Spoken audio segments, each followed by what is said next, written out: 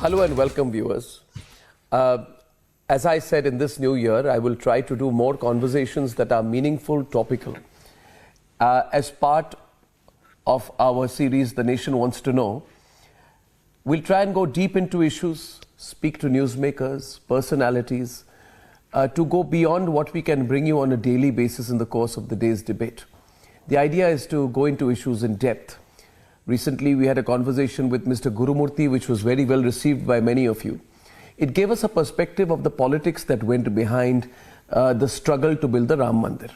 Today, I am deeply honored, and more honored today because we are recording this on Makar Sankranti Day.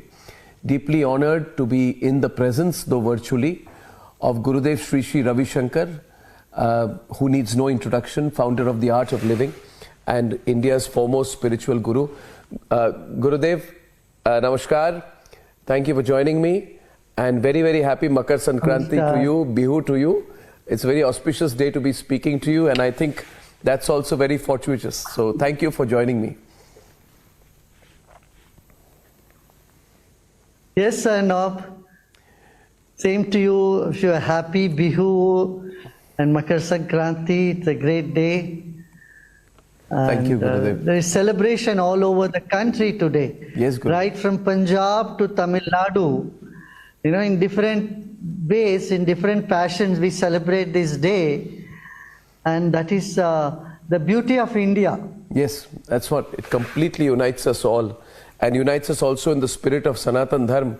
Gurudev, now, today we are recording this on the 15th, and about a little over a week from now will be the Pran Pratishtha ceremony of the Ram Temple, of the Bhavya Ram Temple. I believe that it is very important for future generations that we provide a historical perspective of what has gone into the making of a temple. Because when we discuss only the politics of it, then the viewers don't get a complete picture. And these are historical records, therefore, for our younger generation also.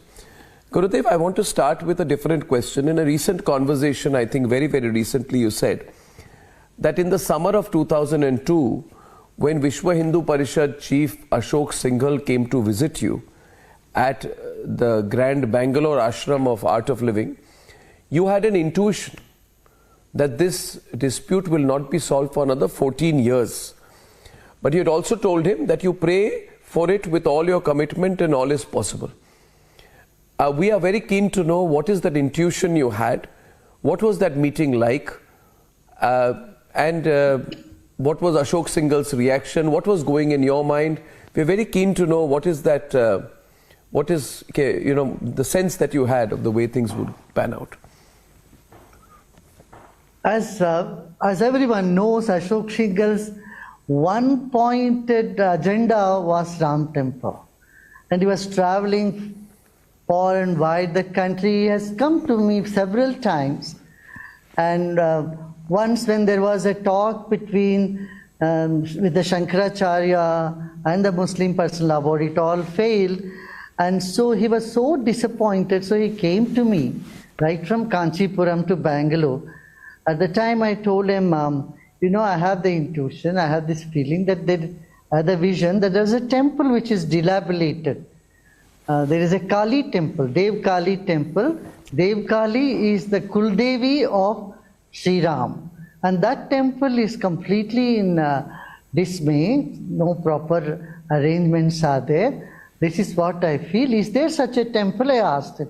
Then we found out, yes, there are two Kali Mandir. One is Choti Kali, another is Devkali Mandir, which is just outskirts of Ayodhya. Then he said, no, we have to revive this temple and, reconsecrate that place. So we found a proper muhurt and we went there. Ashok Singhal was also present. And several people from Delhi, Mahesh Gupta ji was also there with me. And we had all the 4 Vedic Pandits go there and we reconsecrated the temple. There was a pond right in front of it, which had become just a garbage dump. And that pond was clean and fresh water was brought in there. And Nitya Gopal Das ji, who was there, was leading the Ram Janambhumi. He was also present. So with all the presence of all the saints and some imams also, everybody was present. We had a satsang that evening, and we prayed that this thing should happen. Then again I had a premonition, this will happen only after 14 years. So Ashok Singhal ji was pressurizing me, was telling me, see, you know Vajpayee ji, you pressurize him. We don't mind even if the government goes, but Ram, he should bring a resolution and Ram temple must be built. There was no talk between Ashok ji and Vajpayee ji at that time. There was a lot of tension between them. So then I assured him, no, you keep going, it will happen. Then we had a satsang at Ashok ji's house also, later in Lucknow that next day. And that's it. So what was the temple? After the temple, there is no.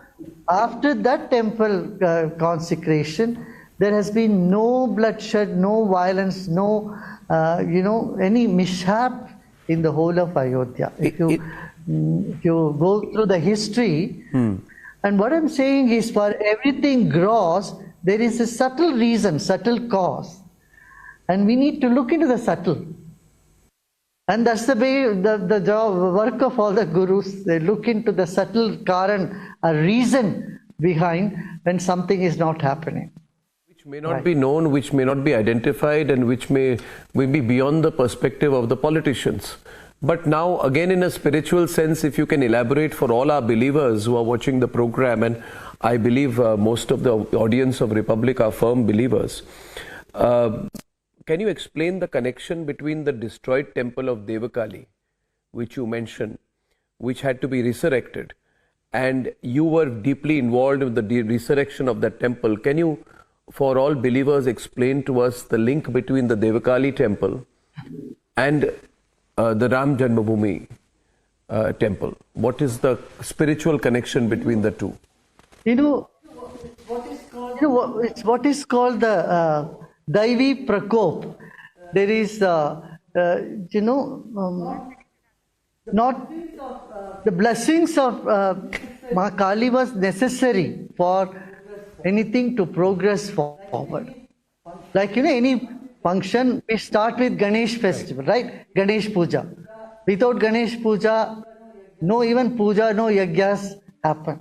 In the same way here, the Kul Devata of Sri Ram, Devkali Mandir, was not been attended, and so that had to be re-established.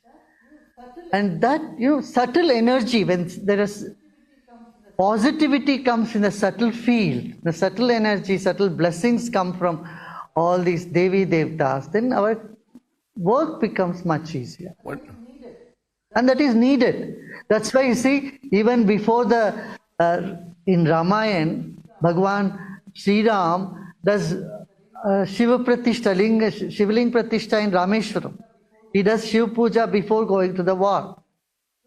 Right? So, and here, there is a lot of controversy, I know, about the temple being incomplete and Pran Pratishtha being happened. I want to remind them, Sri Ram did the Pran Pratishtha of Shivji, and there was no temple at the time.